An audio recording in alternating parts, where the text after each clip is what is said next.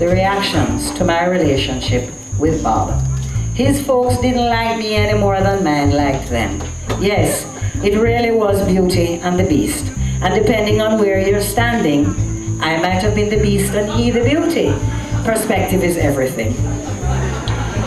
We were crossing the line.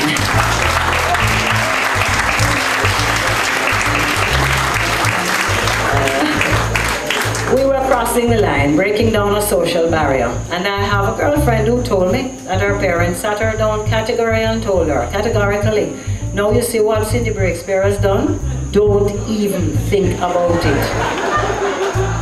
Pictures of us are few and far between, and we spent a lot of our time together in private, away from the prying eyes of the press, the judgment calls of fear-driven critics, and disapproval of the protectors of social boundaries.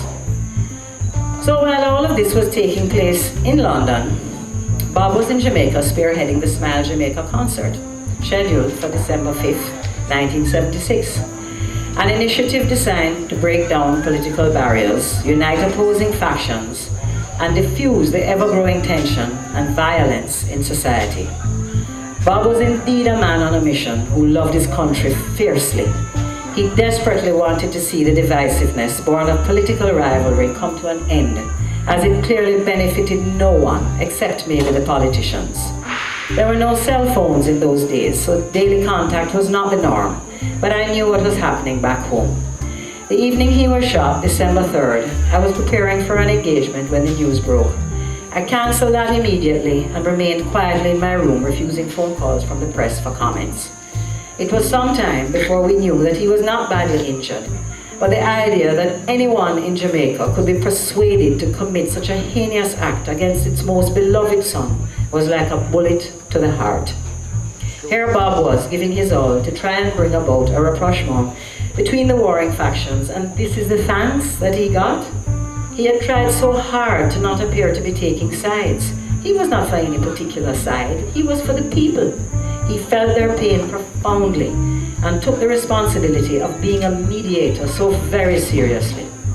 The concert took place as planned, as Bob was more determined than ever to show all of Jamaica that he feared no one, that good would triumph over evil if he had any say in the matter. And then he left Jamaica. At that time and up until the end of his life, 56 Hope Road was always flooded with people.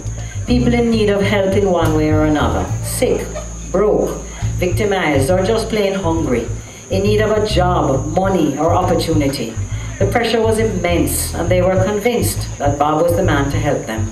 It was exhausting for him, but he got up to face it every day with a vengeance, believing he had been given a job to do, a job which others should have been doing, but had come to him by default. So let's not whine and complain.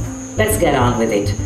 That was part of his greatness, that selflessness, that total commitment to helping the weak, the poor, the underdog became his mandate, and he embraced it wholeheartedly. It was not always easy, and the strain showed on him at times, but he never shrank from the task.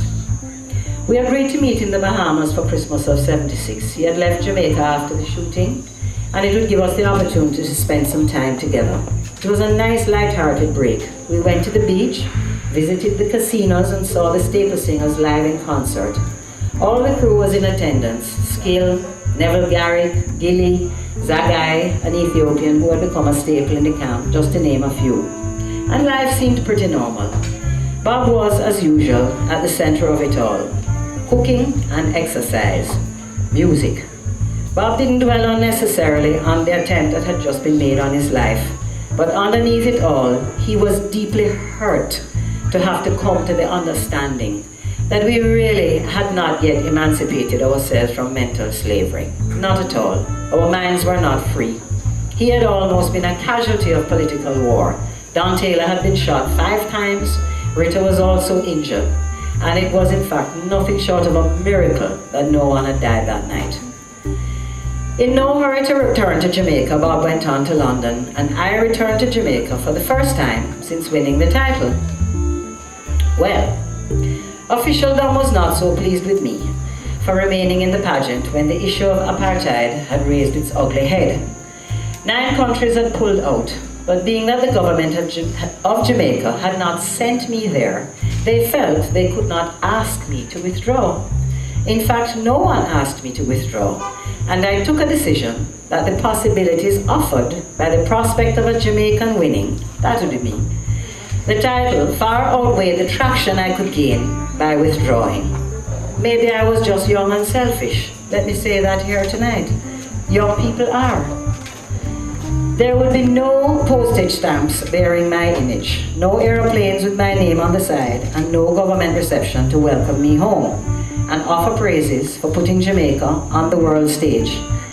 I flew into Montego Bay and took a small craft to Tinson Pen to avoid all possibility of any ugliness here at the airport in Kingston.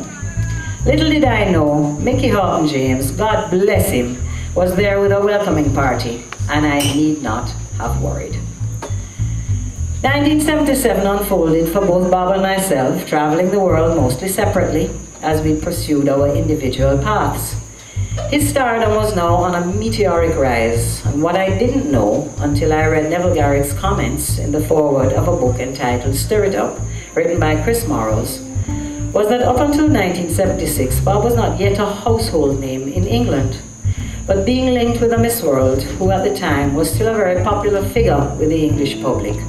A new awareness of Bob, his music, and Rastafari blew up and matured into a fascination, the like of which had not been previously experienced by any other Jamaican artist. His Majesty Emperor Haile Selassie's family, who were seeking political asylum in London, were frequent visitors to the camp, and the large house at Oakley Street became much like 56 Hope Road. The band, the devotees, the fans, not the same, and the needy, all in search of one person, Brother Bob, Jabi, Skip, Gong. There was no rest by then, no matter where he was, and it was during this year that the Big C would make its fateful entrance. Bob's toe, injured in a football match in Paris, refused to heal after months of treatment. Malignant melanoma was diagnosed, and although it was recommended to remove the toe, he would have none of it. The nail and nail bed were removed, and a rectangular piece of skin taken from his thigh grafted over the area. He exercised extreme caution during the healing process and cared for the toe like a newborn infant. He continued to tour, playing music to adoring fans all over the world, and there are no shortage of pictures of Bob with his foot bandaged, guitar in hand. During that year, I managed to attend a few concerts in London, and we regrouped regularly at Oakley Street. I have wonderful memories of us cooking at 3 a.m. and taking long soaks in a hot tub to get the chill out of our bones. Bob had his own suite in the house, and I came and went at my leisure, careful to scrub my face clean of makeup and remove as many of the trappings of my title before coming home. One didn't want to anger the elders and put Bob under any unnecessary stress by flaunting the fact that in the eyes of his followers, I was everything he should not have been looking for, the antithesis of the Rastafarian woman. I paraded scantily clad for all to see, and seemed oblivious to the fact that there were rules governing women's behaviors and mode of dress to be observed. All in good time, Bob would say. There was always tomorrow to become the things that you are not today. Well, one night I arrived home. There was no opportunity to scrub off all the makeup, and I thought, okay, I've made it in before everybody else. No sooner than I closed the door behind me, it opened again, and in stepped Bob. So I turned around with a look of shock and horror in my face. See, Mayor, I catch you. Good old days. Truth is, the world loves a winner, and I do believe that saved me in every arena. Exodus was released that year, and the public's love affair with Bob Marley again mushroomed to greater heights, as they were allowed for the first time to really get an insight into the softer side of his personality. This tough, edgy, militant soldier could actually write the softest, most beautiful love songs, infused with pearls of wisdom and bits of scripture so profound they made you weak in the knees and pricked your conscience all at the same time. I was to be credited as the muse for many of these beautiful songs. I am honored. Who knows? Another detail that, as they say, is history. I remember the first time I heard Waiting in Vain at a rehearsal in London. I thought to myself, oh God, if that isn't written for me, I'll surely die.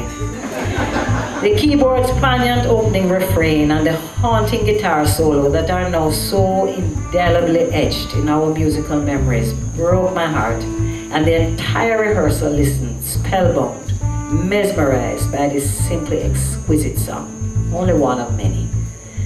By the time I gave up the Miss World title in November of 1977, I was already pregnant with Bob's son Damien.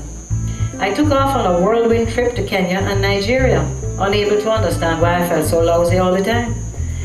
When the truth finally revealed itself, I knew it was time to pack up my traps and head back to Jamaica and settle down to await the arrival of our child.